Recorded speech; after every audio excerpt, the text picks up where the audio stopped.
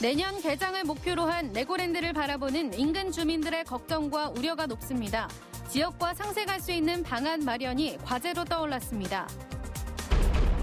강원도와 춘천시가 산업용 대마를 활용한 규제 특구 사업에 도전할 계획입니다. 바이오 산업과의 연계를 내세우고 있지만 규제 완화가 관건입니다. 춘천시가 정부의 긴급 재난지원금 소비가 주춤해지는 2개월에서 3개월 후에 시민 지원 계획을 준비하겠다고 밝혔습니다. 꽃매미와 갈색날개 매미충 등 외래 해충들이 기승을 부리고 있습니다. 부화율이 높은 데다 피해 면적도 늘고 있습니다. 시청자 여러분 안녕하십니까? 춘천 레고랜드 인근 주민들을 대상으로 설명회가 열렸습니다. 교통 혼잡과 지역경제 파급 효과에 대한 걱정과 우려가 많았습니다. 많은 논란과 문제 속에 레고랜드가 지역과 상생할 수 있는 방안 마련이 시급해 보입니다. 백승호 기자가 보도합니다. 레고 해적마을과 중세시대 성등으로 꾸며질 건물들이 잇따라 세워졌습니다. 현재 레고랜드 테마파크의 공정률은 24%. 테마파크에만 55개의 건물과 호텔, 다양한 레고 놀이시설이 들어섭니다.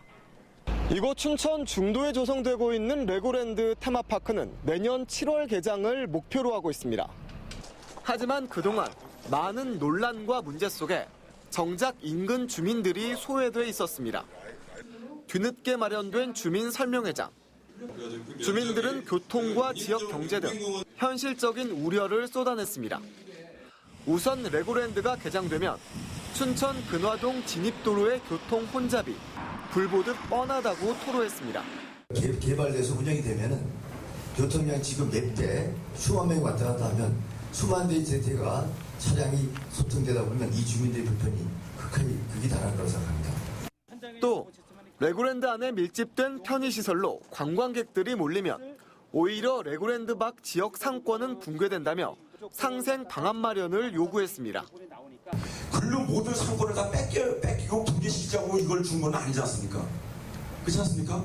그렇게 하려고 한다면은 이 동의상과 이 소양강을 연계한 어떠한 뿐만 아니라 레고랜드 정규직이 200명에 불과해 고용 효과가 크지 않다는 지적과 레고랜드를 찾을 것으로 예상되는 관광객 수가 불분명하다는 목소리도 나왔습니다. 레고랜드 코리아 측은 이런 우려에 대해 고민하고 대책을 세우겠다고 밝혔습니다. 제가 지금 어떤 것이라고 구체적으로 말씀드릴 수 없다는 말씀은 객관적인 말씀 외에는 앞으로 여러분과 함께 그러면 현지화에 맞는 프로그램들을 저희가 개발해야 되겠다 하는 생각입니다. 각종 특혜 의혹에다 돈 먹는 하마라는 오명까지 붙은 레고랜드 조성 사업. 반전을 이루기 위해서는 주민들의 이해와 협력이 꼭 필요할 것으로 보입니다. MBC 뉴스 백소입니다. 방사광 가속기 부지 선정에서 고배를 마신 강원도와 춘천시가 이번에는 산업용 대마를 활용한 규제 특구 사업에 도전할 계획입니다. 전국 대마 생산량의 36%에 달하는 재배 여건과 춘천 바이오 산업과의 연계를 내세우고 있지만 향정신성 물질에 대한 정부의 규제가 관건입니다. 박민기 기자입니다. 산업용 대마 햄프를 재배하는 철원의 한 농가.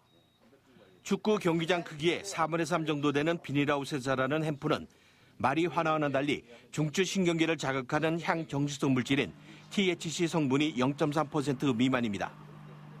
햄프는 다른 작물과는 달리 병해충이 없어 재배가 용이합니다. 특히 일반인이 쉽게 왕래할 수 없는 민통선 내 재배 지역이라 범죄에 악용될 소지도 적습니다.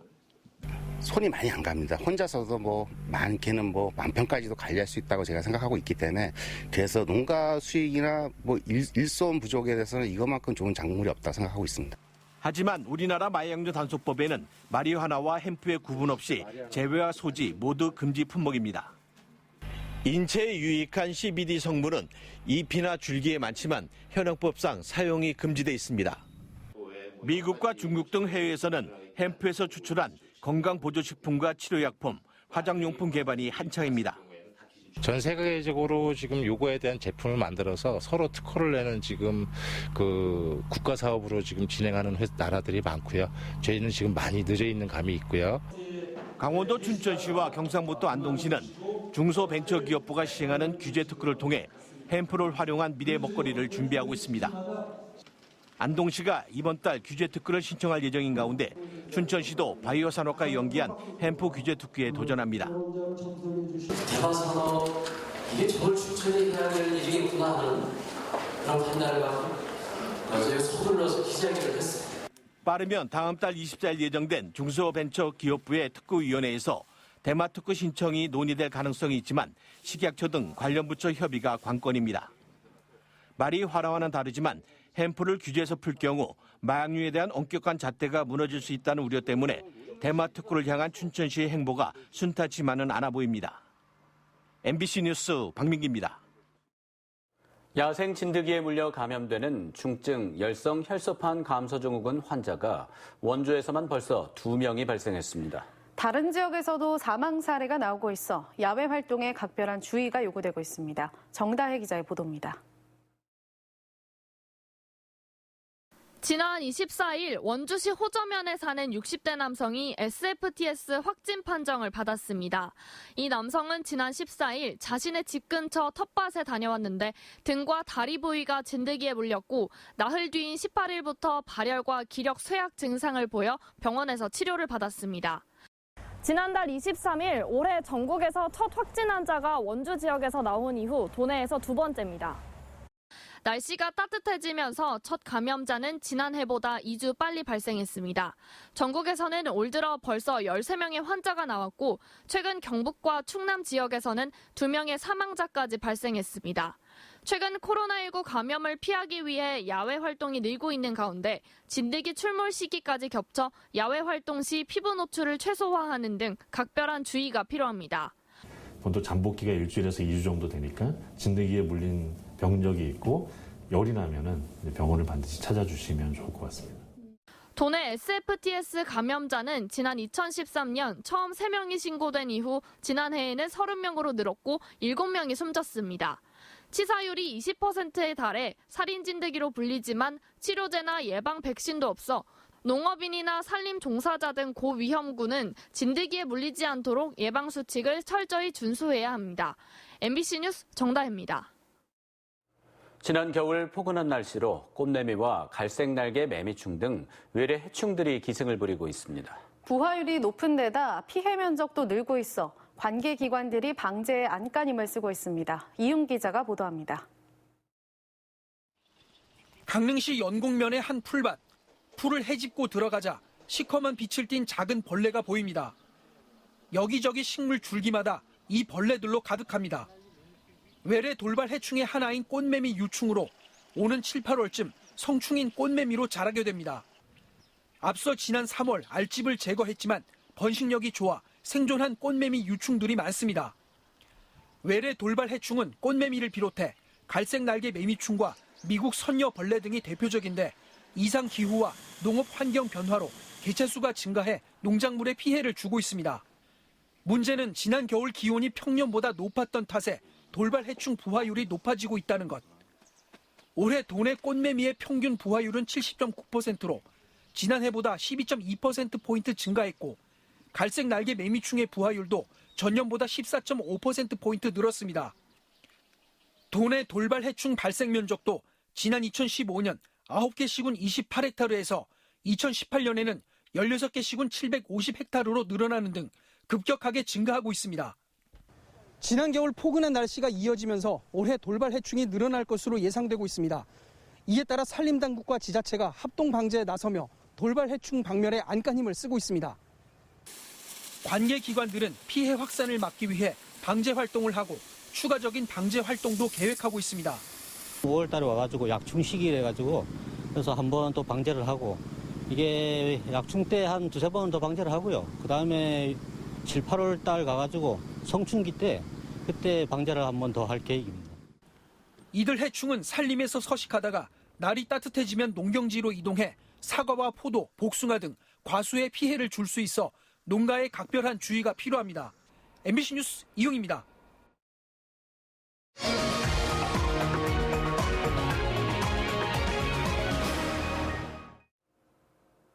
강원 지역은 사흘째 코로나19 추가 감염 없이 총 확진자 56명을 유지하고 있습니다.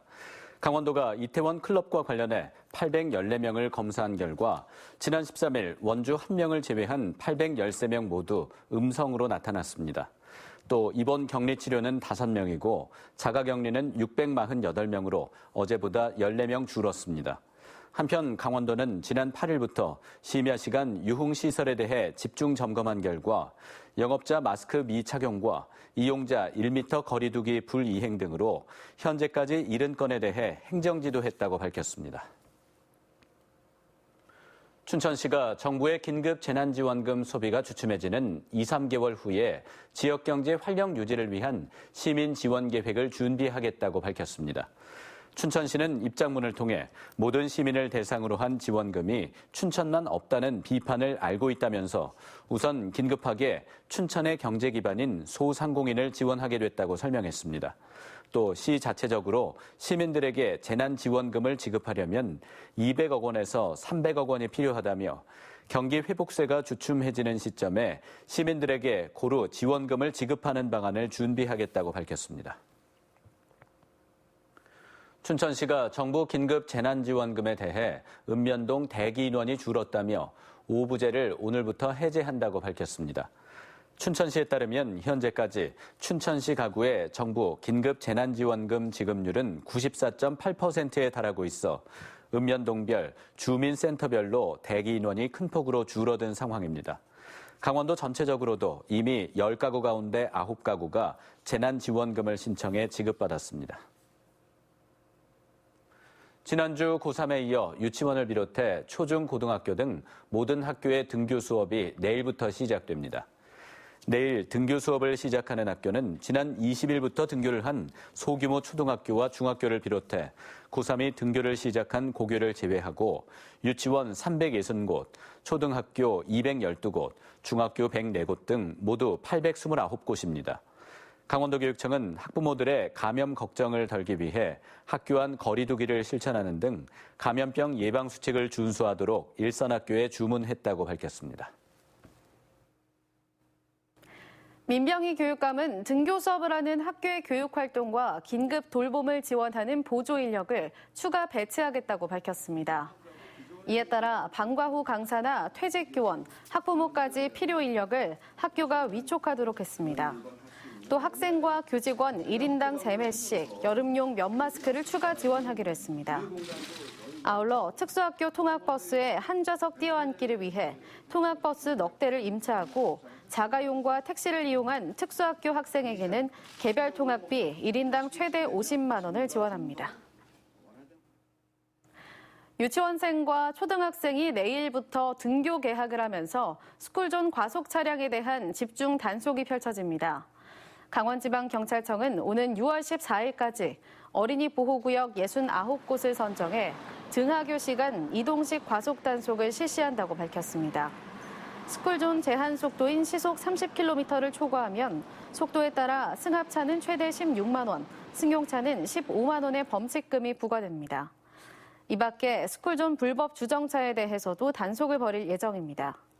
한편 지난 24일 동해 한 초등학교 앞 횡단보도를 건너던 아동을 들이받아 다치게 한 혐의로 60대 운전자가 민식이법 위반 도내 첫 사례로 입건됐습니다. 오늘 오전 7시 40분쯤 춘천시 서면 당림리의 한 한옥주택에서 불이 나 1시간 만에 꺼졌습니다. 이 불로 단독주택 내부 50제곱미터와 가재도구가 모두 불에 탔고 인명피해는 없었습니다. 춘천소방서는 주택 외부 아궁이에서 불이 시작된 것으로 보고 정확한 화재 원인을 조사하고 있습니다. 정부 긴급 재난지원금이 본격 지급되면서 소비자단체와 함께하는 릴레이 캠페인이 도내 곳곳에서 이어집니다. 골목 상권과 시장에서 재난지원금을 쓰자는 소비촉진 캠페인이 춘천을 시작으로 속초, 원주, 동해를 거쳐 29일 강릉을 마지막으로 펼쳐집니다. 강원도와 도내 소비자단체는 긴급 재난지원금 퀴즈 이벤트와 홍보물품 배부 등을 통해 위축된 소비 심리와 침체된 지역 경제를 살리는 데 집중하겠다고 밝혔습니다. 16년 가까이 미제 사건으로 남아있던 2004년 삼척 70대 노인 살인 사건의 진범이 경찰의 끈질긴 수사 끝에 밝혀졌습니다. 삼척 살인 사건의 피의자는 당시 25살 A씨로 살인 사건 이듬해인 2005년 절도를 벌이다 숨졌습니다. 강원지방경찰청은 당시 수사기록 37건과 증거물을 수개월간 분석한 끝에 피해자 손톱에 남은 DNA와 A씨의 DNA가 일치한다는 사실을 확인해 진범을 특정했습니다. 현재 강원경찰에 남은 장기 미제살인 사건은 13건으로 DNA 이용 등 과학적 수사기법으로 해결될 기미를 보이고 있습니다. 경찰이 스스로 담당한 사건의 공판 과정을 직접 참관하는 자기사건 공판참여제가 시행되고 있습니다. 자기사건 공판참여제는 수사부서 경찰관이 형사재판에 참관해 재판장의 관심과 검사와 변호인 간의 쟁점 등을 직접 확인하는 제도입니다. 이 제도는 지난 3월부터 시행해 현재까지 경찰관 160명이 공판에 참여했습니다. 강원지방경찰청은 향후 검경 수사권 조정에 따라 경찰이 수사 종결권을 가지게 된다며 책임 수사를 위해 노력하겠다고 밝혔습니다. 강원도교육청은 코로나19로 인한 사립유치원의 운영난을 해소하고 학부모의 수업료를 경감하기 위해 3, 4월분 수업료의 50%를 지원한다고 밝혔습니다. 지원 대상은 강원도의 89개 사립유치원 중 3, 4월분 수업료를 학부모에게 전액 반환하고 소속 교원의 인건비를 전액 지급한 81개 사립유치원입니다. 강원도 교육청은 11억 원의 예산으로 오는 29일부터 지원할 예정입니다. 도내 취약계층 30만 명에게 40만 원씩 전액 현금으로 지원하는 생활안정지원금이 다음 달까지 모두 지급될 예정입니다.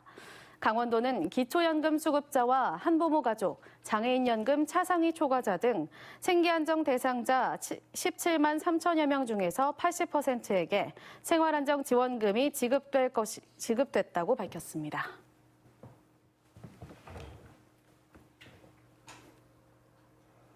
이상으로 뉴스데스크 강원을 마칩니다. 시청해주셔서 고맙습니다.